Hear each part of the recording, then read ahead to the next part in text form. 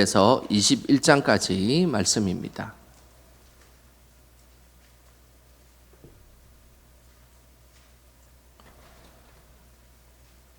누가복음 12장 13절에서 21절까지 말씀, 우리 한 절씩 번갈아가며 말씀 읽겠습니다.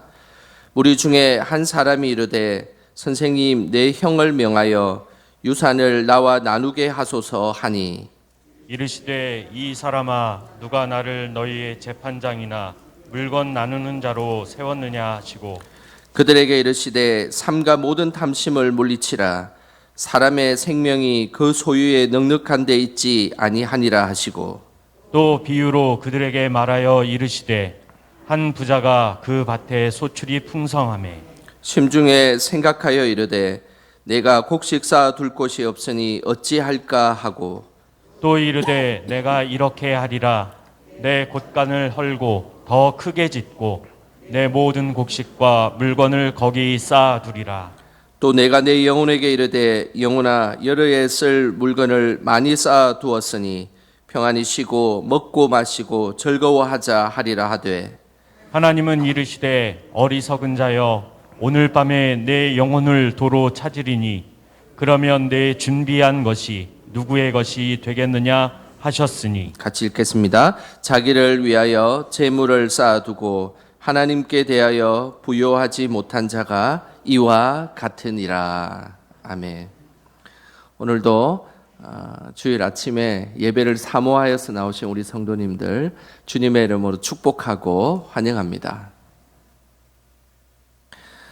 요즘 인기 있는 드라마가 하나 있습니다. 이상한 변호사 우영우라는 드라마입니다. 어떻게 한번 보셨는지 모르겠습니다. 이 드라마의 주인공은 자폐 중에서 아스퍼거 증후군을 보이는 변호사 이야기입니다. 일반적인 자폐는 사회적 상호작용과 그리고 언어성 능력이 현저하게 동시에 떨어집니다. 그런데 자폐 중에서 아스퍼거 증후군 같은 경우에는 사회성은 떨어지지만 언어성은 일반인들과 동일하게 있는 그런 아주 독특한 자폐가 아스퍼거 자폐입니다. 주인공 우영우 변호사는 사회성은 없지만 법조항을 모두 완벽하게 암기하는 천재 변호사로 나옵니다. 이 드라마가 국민에게 사랑을 받고 있는 것은 정확한 법을 통해 사건을 통쾌하게 해결하는 그런 재미가 있기 때문입니다. 저는 이 드라마를 다 보지를 못했습니다. 다들 재미있다고 이야기를 해서 휴가 기간에 유튜브를 통해서 요약된 내용이 나오더라고요. 그래서 요약된 내용을 잠시 본 적이 있습니다. 지난주에는 로또 1등을 당첨된 이후에 이혼을 요구하는 남편의 최후에 대한 이야기가 방영이 되었습니다. 실제로 이 이야기는 드라마상에 나오는 허구의 이야기가 아니라 우리나라에 실제로 있었던 실화를 바탕으로 한 내용이었습니다. 사건의 내용은 아주 단순합니다. 3명의 친구 중 한 사람이 로또에 당첨되었습니다. 그리고 3명의 친구가 재판을 통해서 똑같이 11억을 함께 나누게 되었습니다. 그런데 그 중에 한 사람이 불륜의 여자친구와 새살림을 차리기 위해 기존의 부인에게 이혼을 요구하는 그런 내용이었습니다. 실화를 기반으로 한 이 드라마에서 이혼을 요구한 그 남편은 어떻게 되었을까요? 끝내 3억을 주고 산 스포츠카를 타고 가다가 덤프트럭에 치여서 죽음을 맞이하게 되면서 이 드라마의 이야기는 끝이 납니다. 돈에 대한 인간의 탐욕과 욕심, 그리고 배반과 죽음이라는 인간의 부정적 요소를 이 드라마는 우리에게 알려주고 있습니다. 오늘 본문에도 물질로 인한 탐욕에 대해서 말씀하고 있습니다. 우리 13절 말씀 같이 함께 읽어 보겠습니다.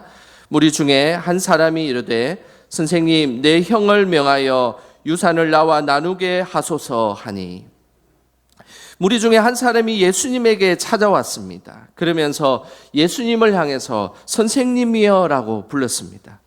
이 사람이 예수님을 선생님이여 라고 불렀던 것은 예수님을 랍비로 생각한 것이었습니다.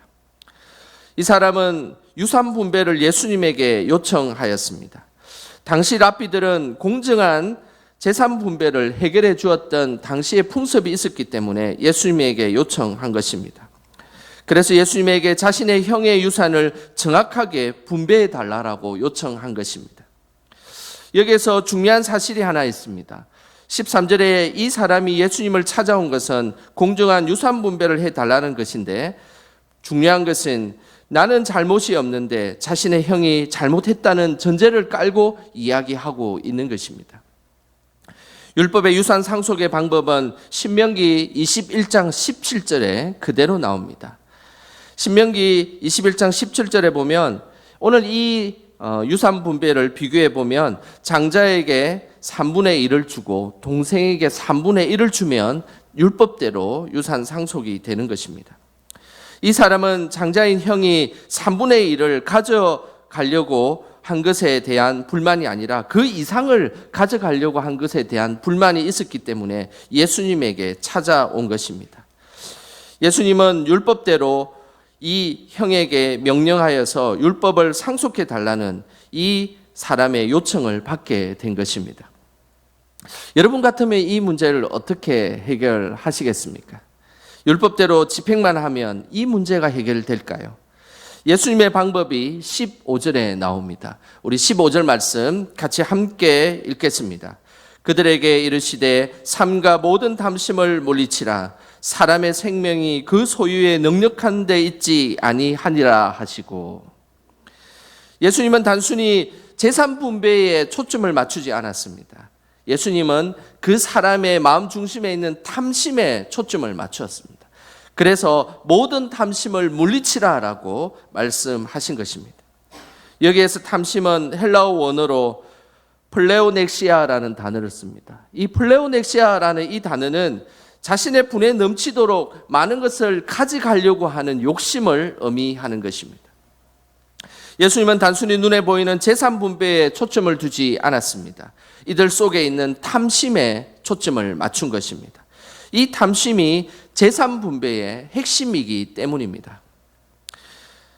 예수님은 탐심을 물리치지 않으면 재산을 공정하게 분배해도 또 다른 문제가 발생할 것을 예수님은 미리 알고 있었기 때문입니다.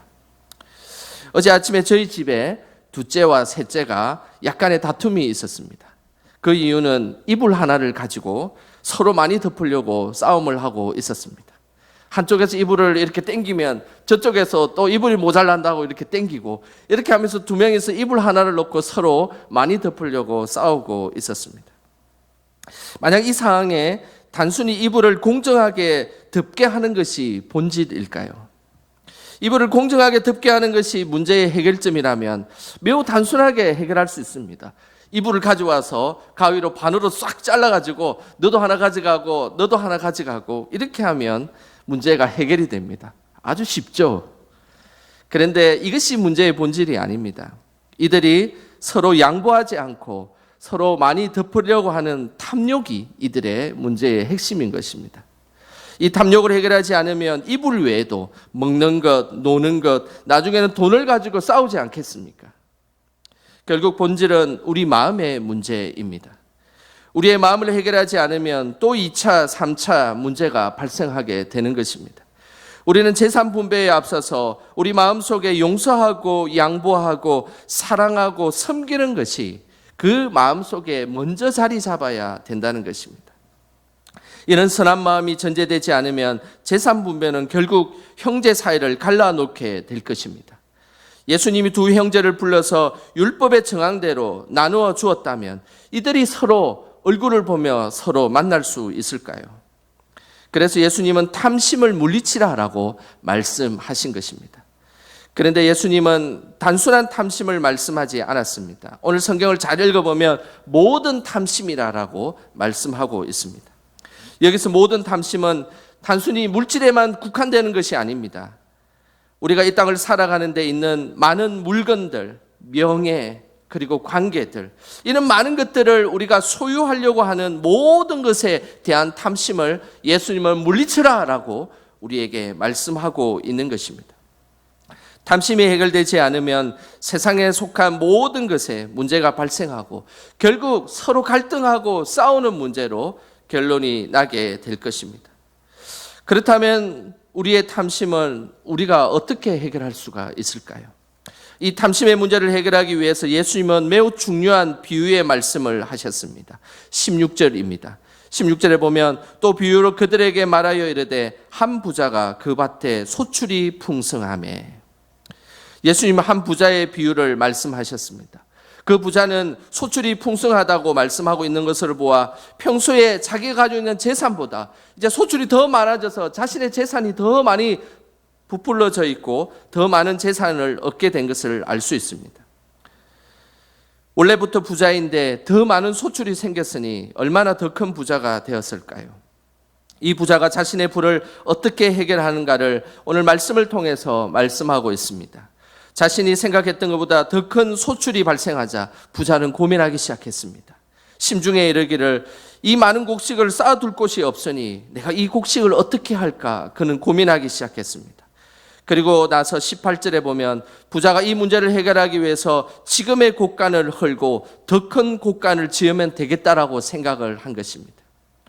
그렇게 하면 자신의 모든 인생의 문제가 해결되고 행복할 것이다라고 그는 생각한 것입니다. 그 내용이 19절에 나옵니다. 우리 19절 말씀 함께 읽겠습니다. 또 내가 내 영혼에게 이르되 영혼아 여러 해 쓸 물건을 많이 쌓아두었으니 평안히 쉬고 먹고 마시고 즐거워하자 하리라 하되. 부자의 생각에 자신의 물질만 잘 관리하면 그는 평안히 쉬고 먹고 마시고 즐겁게 자신의 인생을 살 것이라고 그는 생각한 것입니다. 물질을 많이 벌고 물질을 잘 관리하기만 하면 자신의 인생의 모든 문제가 다 해결될 것이다 라는 생각을 하게 된 것이죠. 김직락이라는 아동 작가가 쓴 꿀물과 독약이라는 아동의 동화책이 있습니다. 이 책의 내용에 이런 내용이 있습니다. 어느 날 사탄이 10개의 병을 들고 한 청년에게 찾아왔습니다. 9개의 병에는 꿀물이 들어있고 1개의 병에는 독약이 들어있습니다. 그러면서 사탄은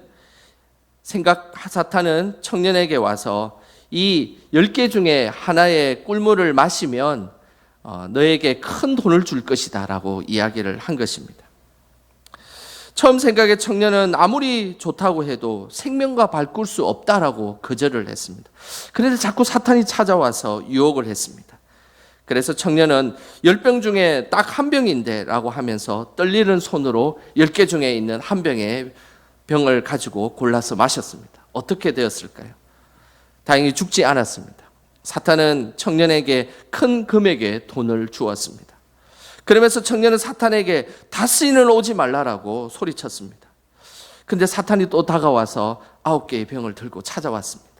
그리고 이번에 이 9개 중에서 또 꿀물을 마시면 내가 너에게 돈을 2배로 주겠다라고 약속을 한 것입니다. 또 마셨지만 죽지 않았습니다. 그래서 그 청년은 지금보다 더 많은 돈을 얻게 된 것입니다. 점차 청년은 나중에 그 돈으로 인하여서 알코올과 마약 중독이 되기 시작했습니다. 이번에는 사탄이 다가온 것이 아니라 청년이 사탄을 부르기 시작했습니다. 그러면서 한 병씩 마시기 시작했습니다. 그 청년에게는 돈이 더 크게 되고 부풀어졌습니다. 그런데 끝내 마지막 2병이 남았습니다. 금액은 점차 커졌지만 이제 부자로 살아가느냐 죽음을 맞이하느냐라는 아주 선택의 기로에 서게 되었습니다. 마지막 용기를 내어서 그 청년은 병에 있는 물을 마셨습니다. 알고 보니까 죽지 않고 꿀물을 마시게 된 것입니다. 그러면서 그 청년은 생각했습니다. 나는 이제 평생 놀고 먹고 마시고 즐거워하면서 이 세상을 보낼 수 있게 될 것이다 라고 소리쳤습니다. 그런데 그때 사탄이 말을 했습니다. 처음부터 독약은 없었다. 넌 이미 돈이라는 독약으로 죽어가고 있었지. 이제 그 돈의 대가를 지불하며 평생 고통 속에 살게 될 것이다. 이런 내용으로 동화책이 끝이 납니다. 이 동화책은 왠지 아이들이 읽는 동화책이 아니라 어른 동화책인 것 같지 않습니까? 오늘 본문에 나오는 부자도 마찬가지입니다. 물질을 더 많이 갖게 되고 그 물질을 안전하게 관리하게 되면 그는 평생 평안히 쉬고 먹고 마시고 즐거워할 것이라고 그는 생각했던 것입니다. 그 순간 예수님은 부자에 대해서 매우 중요한 말씀을 부자에게 하셨습니다. 우리 20절 말씀 같이 함께 읽어보겠습니다. 하나님은 이르시되 어리석은 자여 오늘 밤에 내 영혼을 도로 찾으리니 그러면 내 준비한 것이 누구의 것이 되겠느냐 하였으니, 부자에게 대하여 말씀하였습니다. 어리석은 자여, 오늘 밤에 너의 목숨을 내가 도로 찾아가게 된다면, 네가 그렇게 심중에 생각하고 그 재산 관리를 한 것에 대해서 그렇게 열심히 준비하였지만 그 준비한 것이 누구의 것이 되겠느냐라는 것이 오늘 하나님께서 부자에게 던진 하나님의 말씀이었습니다. 세상은 영원한 것이 없습니다. 물질도 영원하지 않습니다.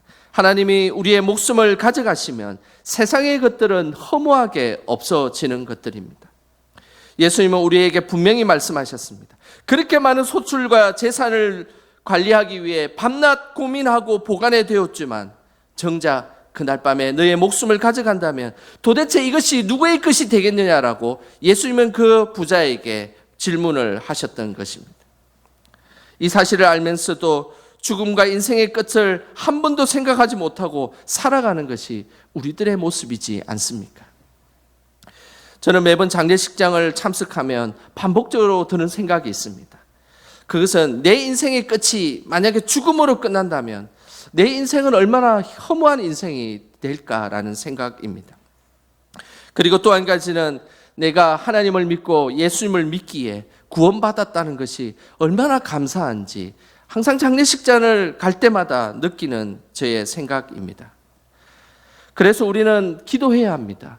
우리의 구원뿐만 아니라 가족들의 구원, 그리고 친척들의 구원을 위해서 우리는 끊임없이 기도해야 되는 것입니다. 사도 바울도 고린도 교인들에게 이 땅의 삶의 끝에 대해서 이렇게 말씀하고 있습니다. 고린도전서 15장 19절 말씀입니다. 우리 화면을 보시면서 함께 읽겠습니다. 만일 그리스도 안에서 우리가 바라는 것이 다만 이 세상의 삶뿐이면 모든 사람 가운데 우리가 더욱 불쌍한 자이리라. 그러나 이제 그리스도께서 죽은 자 가운데서 다시 살아나사 잠자는 자들의 첫 열매가 되셨도다. 사도 바울은 늘 십자가와 부활이라는 복음의 삶을 살아가고 있었습니다. 그러면서 하나님을 믿는 우리가 이 세상의 삶으로 끝난다면 그 믿음의 사람들은 정말 불쌍한 사람이라고 말씀하고 있습니다. 정말 예수님을 믿고 예수님만을 바라보며 살았는데 이 땅의 삶으로 그냥 끝나고 허무하게 그냥 다 사라져 버린다면 참으로 우리는 정말로 불쌍한 존재일 것입니다. 그렇지만 하나님께서 분명히 말씀하셨습니다. 예수님이 죽은 자 가운데서 다시 살아나는 첫 열매가 되셨기에 우리는 죽음 이후의 삶이 우리를 기다리고 있고 죽음으로 끝나는 인생이 아님을 우리에게 말씀하고 있습니다. 이 말씀이 얼마나 우리에게 감사한 말씀입니까? 결국 우리의 탐심을 해결하는 방법은 말씀을 통해서 우리의 삶이 이 땅의 삶으로 끝나지 않는다라는 것을 고백하고 믿음으로 나아가는 것입니다. 이 고백이 있을 때 우리는 탐심을 물리칠 수가 있는 것입니다. 말씀 안에서 죽음과 부활이라는 진지한 믿음이 고백이 있지 아니하면 우리는 세상이 유혹하는 이 엄청난 탐심과 물질의 유혹을 이길 수가 없다는 사실입니다. 말씀 안에서 죽음과 부활을 고백함으로 탐심을 물리치는 저와 여러분 되시길 주님의 이름으로 소망합니다. 그러면 우리는 탐심을 물리친 이후에 어떻게 살아가야 할까요? 그 대답이 21절에 나옵니다. 21절 같이 한번 읽어보겠습니다. 자기를 위하여 재물을 쌓아두고 하나님께 대하여 부요하지 못한 자가 이와 같으니라. 탐심을 물리치고 우리가 살아가야 하는 우리의 삶은 21절을 반대로 살아가면 우리는 하나님께서 원하시는 삶을 살 수 있습니다. 반대로 이렇게 기록하고 이렇게 이야기할 수 있습니다. 남을 위하여 재물을 쌓아두고 하나님께 대하여 부요한 자가 되라라는 것입니다. 탐심을 물리친 사람이 살아가는 삶은 남을 위하여 재물을 쌓아두는 사람입니다. 그리고 그 사람이 세상에 대해서 부유한 자가 아니라 누구에 대해서 부유한 자라고요? 하나님께 대해서 부유한 자가 될 것이라는 것입니다. 물질을 위해 자신만을 위해 사용하고 살아가는 삶은 하나님께서 원하시는 삶이 아닙니다. 그 삶은 분명히 세상에 부유한 자로 살아갈지라도 그의 삶은 하나님께 대하여 부유한 자는 절대 아님을 우리는 기억해야 되는 것입니다. 우리는 늘 물질에 대해서 그리고 세상의 탐욕에 대해서 우리의 삶을 살피며 이 땅의 삶이 끝이 아니라 이후의 삶이 우리를 기다리고 있다는 것을 기억해야 하는 것입니다. 그러면서 하나님께 우리의 삶에 우리의 방향성을 하나님 앞으로 다시 돌이키고 회심하는 삶을 살아가야 되는 것입니다. 종교개혁을 했던 마틴 루터는 우리 삶의 진정한 회심이 세 가지가 있다라고 이야기했습니다. 그 세 가지는 이렇습니다. 머리의 회심, 가슴의 회심, 지갑의 회심. 먼저는 머리의 회심입니다. 머리의 회심은 우리의 가치관과 생각을 하나님의 뜻에 맞추는 것입니다. 우리의 생각과 판단이 아니라 하나님의 뜻에 맞추어서 판단하고 생각하는 것, 이것이 머리의 회심입니다. 두 번째 회심은 가슴의 회심입니다. 가슴의 회심은 우리의 마음과 열정이 하나님께 끌리게 되는 것입니다. 마음이 끌림이 세상의 끌림으로 현혹되는 것이 아니라 우리의 가슴이 하나님이 뛰는 그곳에, 하나님께서 관심 갖는 그곳에 우리의 마음이 뛰는 것입니다. 생명구원의 가슴이 뛰고 예배의 감격에 가슴이 뛰고 하나님을 위해 일한다는 것에 가슴이 뛰는 것, 이것이 진정한 회심의 모습입니다. 마지막으로 회심은 바로 지갑의 회심입니다. 지갑의 회심이 무엇이겠습니까? 그것은 물질에 대한 회심입니다. 하나님 주신 물질을 하나님 나라를 위해서, 이웃을 위해서 나눌 수 없으면 진정한 회심이 아니라는 것입니다. 우리가 물질에 대해서 회심할 때 우리가 온전하게 회심의 모습으로 나아간다라고 마틴 루터는 이야기하고 있습니다. 진정한 회심은 나를 돌이켜 하나님께로 향하게 하는 것입니다. 그 중에서 인상적인 것은 물질에 대한 회심입니다. 남을 위해서 물질을 쌓아두는 것, 그리고 그 사람이 바로 세상의 부유한 자가 아니라 하나님께 대하여 부유한 자라고 말씀하는 것입니다. 우리는 세상의 부유한 자가 아니라 하나님 앞에 부유한 자가 다 되어야 하는 것입니다. 우리나라에서 착한 기업으로 소문난 기업이 한 기업이 있습니다. 바로 오뚜기라는 기업입니다. 우리가 잘 아는 진라면, 그리고 케찹, 마요네즈, 그리고 3분 카레, 이런 것들이 오뚜기라는 회사에서 나온 식품입니다.